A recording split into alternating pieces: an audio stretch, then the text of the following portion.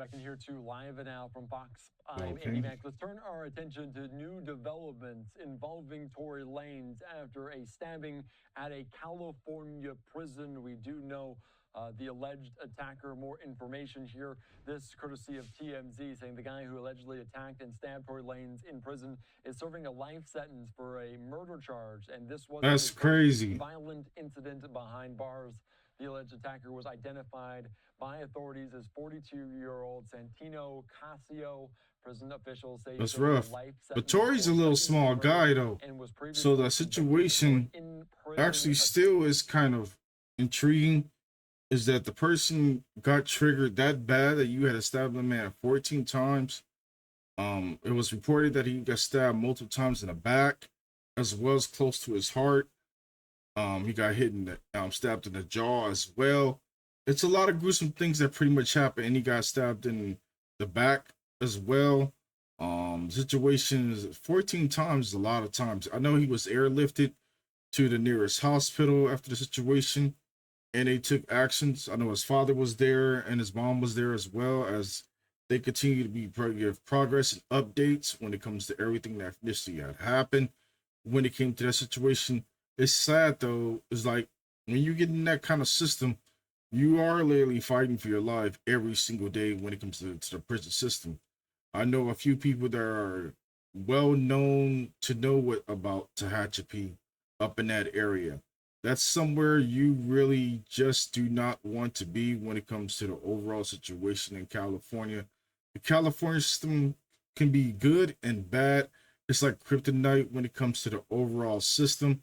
And of course, the developing story continues to be something that is highly interesting through the most part of it. But let's go ahead and get back to this clip and see what's going on. assault with a deadly weapon. So we're following the Man. latest here on Live Now from Fox, and we're also learning more information about new evidence being brought forward in this case involving Tory Lanez. We watched it here on Thursday Man. or on Wednesday as the legal team sought justice in the case of Tory Lanez.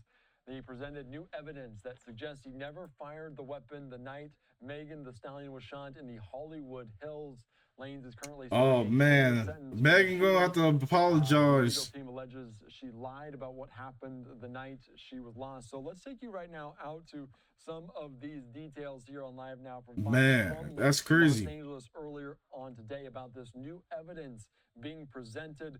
We'll see if it has any legs in the courts. Let's listen into this here on Live Now. That's crazy. Here, some really compelling new evidence that you've never heard before.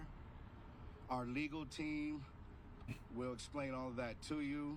We will have updates on Tory Lanez, Mr. Peterson, on how it's crazy. he's doing. It's really sad to see the situation that he's in, and we think it's time. Enough is enough. It's time to bring the brother home. So with that, I would like to bring up our lead consultant, Mr. Walter Roberts. Good morning.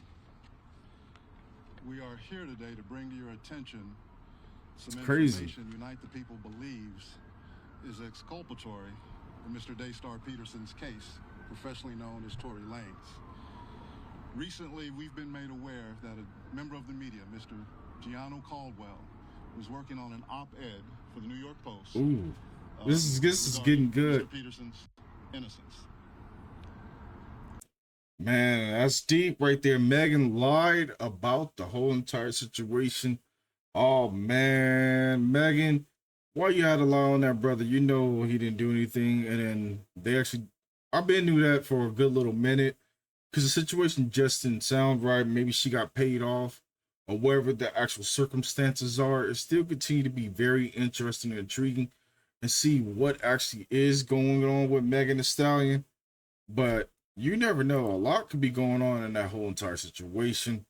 But let's get back in here around the clip and get back into the whole entire story. I know I don't want to bore you guys too much, but I'm just trying to get into what's going on. That op-ed, he became aware of some information in Unite the People's possession regarding a statement that was given to Unite the People by someone with information relevant to that case.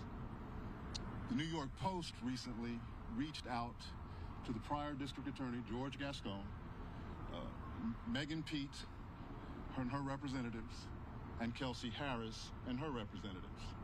So Kelsey was the one that shot. The party that responded last week was Megan Pete's representatives with a request for more information. A few days later, Mr. Peterson's brutally attacked in his jail cell. Man. Unite the People represents Daystar Peterson in his appellate That's crazy, process. though. We filed an appellate brief and a writ of habeas corpus on his behalf.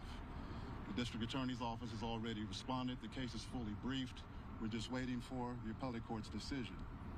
We were willing to wait for the appellate process to play out, but given that brutal, unprovoked attack, we felt it necessary.